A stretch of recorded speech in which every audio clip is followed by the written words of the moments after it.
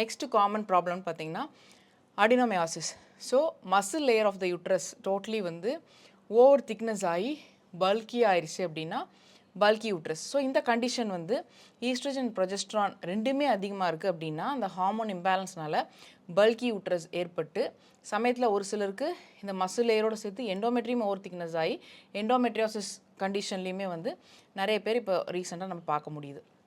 So இந்த கண்டிஷன்லேயுமே வந்து குழந்தை பேர் இருப்பதில் ரொம்ப சிரமமாக இருக்குது. ஏன்னா கர்ப்பப்பையே கல் மாதிரி ஆகிடுது. இது ரொம்ப ஹார்டன் ஆகும்போது ஃப்ரோசன் பெல்விஸ், அதாவது கீழ்வயிறு சுத்தமாகவே வந்து ரத்த ஓட்டம் இல்லாமல், ஏன்னா சாஃப்டாக ஒரு டிஷ்யூ இருந்தால் தானே அதுக்கு வந்து பிளட் சப்ளை கொடுக்க முடியும். ஓவராக கல் மாதிரி ரொம்ப ஹார்ட் ஆயிடுச்சுன்னா ரத்த குழாய்கள்லாம் சுருங்கி ரத்தமே அங்கே செலுத்த முடியாமல் போக முடியாமல் அவங்களுக்கு வந்து பார்த்திங்கன்னா நிறைய பேருக்கு வந்து ஃப்ரோசன் பெல்விஸ் அப்படிங்கிற ஒரு கண்டிஷனும் வருது. ஸோ இதெல்லாம் தாண்டி லேட் மேரேஜ் பண்ணுறவங்களுக்கு அகெயின் வந்து முட்டை இருக்கா இல்லையான்னு பார்க்கணும். ஏன்னா ஒரு ஆணை பொறுத்த வரைக்கும் அவங்களோட வாழ்நாள் ஃபுல்லாக ஸ்பெர்மட்டோஜெனிசிஸ் ப்ராசஸில் விந்தணுக்களை வந்து உற்பத்தி பண்ணிக்க முடியும். பட் பெண்களை பொறுத்த வரைக்கும் பிறந்ததுலேருந்து இவ்வளோ முட்டைன்னு சொல்லி ஸ்டாக் இருக்குது. அது ஒரு மாதம் வளர்ந்து வெடிச்சு வந்து மாதவிடாயாக வெளியே ஆகிட்டே இருக்குது. ஸோ அப்போது ஒரு சர்டன் ஸ்டேஜில் அந்த முட்டைகள் வந்து தீந்து போகும்போது அவங்களுக்கு வந்து முட்டைகளே இருக்கா இல்லையா அப்படின்னே தெரியாமல் லேட் மேரேஜில் குழந்தை ட்ரை பண்ணிகிட்டு இருப்பாங்க. ஸோ அந்த கண்டிஷனை எப்படி நம்ம தெரிஞ்சுக்கலாம் அப்படின்னா பிளட் டெஸ்ட்டில் ஏஎம்ஹெச். ஸோ ஏஎம்ஹெச் அப்படிங்கிறது ஒரு முட்டை வளர்ச்சி அடையும் போது உருவாகக்கூடிய ஹார்மோன். அதாவது ஒரு முட்டை வந்து 0 சைஸ்லேருந்து ஒரு 22 mm வரைக்கும் வளர்ந்தா கூட அந்த முட்டை வந்து 0 சைஸ்லேருந்து 4 mm 5 mm வளர வரைக்கும் தான் it can produce oestrogen. For example 0 சைஸ்லேருந்து ஒரு முட்டை வந்து 4 mm வரைக்கும் வளருது அப்படின்னா அது வந்து ஏஎம்ஹெச்சை ப்ரொடியூஸ் பண்ணும். பட் ஒரு முட்டை 4 mmக்கு மேலே தாண்டி வளரும்போது ஒரு 22 mm வரைக்கும் வளருது அப்படின்னா அது வரைக்கும் 4 mm மேலே ஆயிடுச்சுன்னா அது ஏஎம்ஹெச் வந்து ப்ரொடியூஸ் பண்ணாது. அப்போது நிறைய பேருக்கு ஏஎம்ஹெச்சோட நார்மல் வேல்யூ 2 to 5 கூட மெயின்டைன் ஆகாது. ஸோ அந்த மாதிரியான கண்டிஷனில் என்ன அர்த்தம் அப்படின்னா ஒன்று அவங்களுக்கு ஒரு முட்டையும் 0 சைஸ்லேருந்து 4 mm கூட வளர்றதில்ல, அந்தளவு கூட ஓவுலேஷன் குவாலிட்டியாக ப்ராப்பராக நடக்கிறதில்ல அப்படிங்கிறது அர்த்தம். இல்லை அப்படின்னா அவங்களுக்கு வந்து முட்டையே வந்து ஸ்டாக் இல்லை அப்படிங்கிறது புரிஞ்சுக்கலாம். ஸோ 30 இயர்ஸ்க்கு மேலேயே இந்த ஜென்ரேஷன்லாம் வந்து பார்த்திங்கன்னா ஏஎம்ஹெச்சில் நிறைய டிஃபெக்ட், அதாவது குறைபாடுகள் இருக்கிறதுனால 30 இயர்ஸ்க்கு மேலே மேரேஜ் பண்ணுறவங்க கண்டிப்பாக ஆன்டிமுலேரியன் ஹார்மோன் அப்படிங்கிற பிளட் டெஸ்ட் எடுக்கணும்.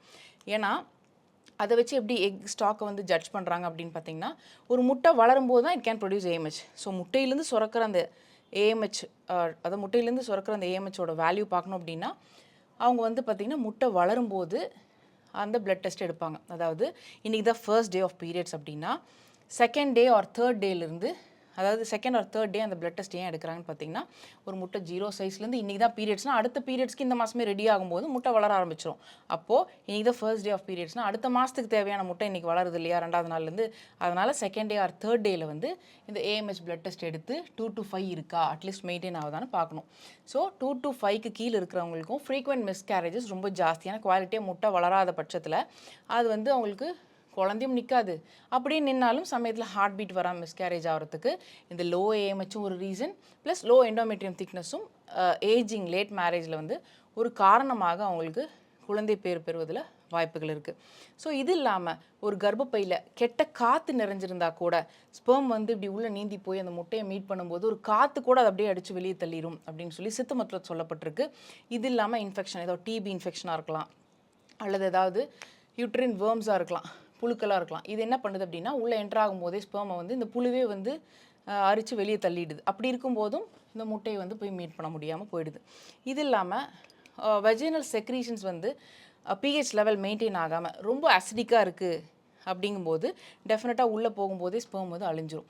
உதாரணத்துக்கு நம்ம ஒரு மீன் தொட்டியில் நம்ம வந்து மீன் வளர்த்திட்டு இருக்கோம், அந்த தண்ணியிலேருந்து எடுத்துகிட்டு போய் ஆசிட் போட்டால் அது இறந்துருது. அந்த மாதிரி வெஜினல் செக்ரீஷன்ஸ் ரொம்ப அசிடிக்காக இருக்கும்போது ஸ்பெர்ம் உள்ளே என்டர் ஆகும்போதே அந்த ஆசிட் செக்ரீஷன்ஸ் வந்து அந்தளவுக்கு பிஹெச் ப்ராப்பராக இல்லாதனால அதை வந்து அழிக்கிறதுக்கான வாய்ப்புகள் இருக்குது.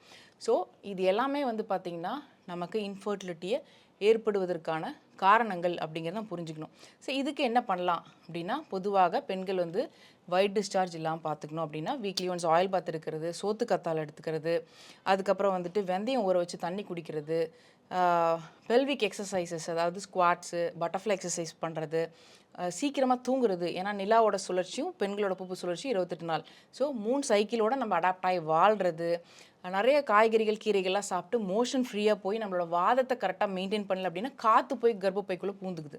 அதனால தான் நீர்க்கட்டிகள் உருவாகுதுன்னு சித்த மருத்துவ பாடல்கள்லையும் சொல்லப்பட்டிருக்கு. ஸோ அந்த மாதிரி காற்றும் வந்து ப்ராப்பராக எலிமினேட் பண்ணோம் அப்படின்னா மோஷன் ஃப்ரீயாக போகிறது, இதெல்லாம் ஃபாலோ பண்ணி வீக்லி ஒன்ஸ் உடம்பு ஃபுல்லாக நல்லெண்ணெய் தேய்ச்சி குளித்து பாடி வந்து கூலிங்காக மெயின்டைன் பண்ணுறது.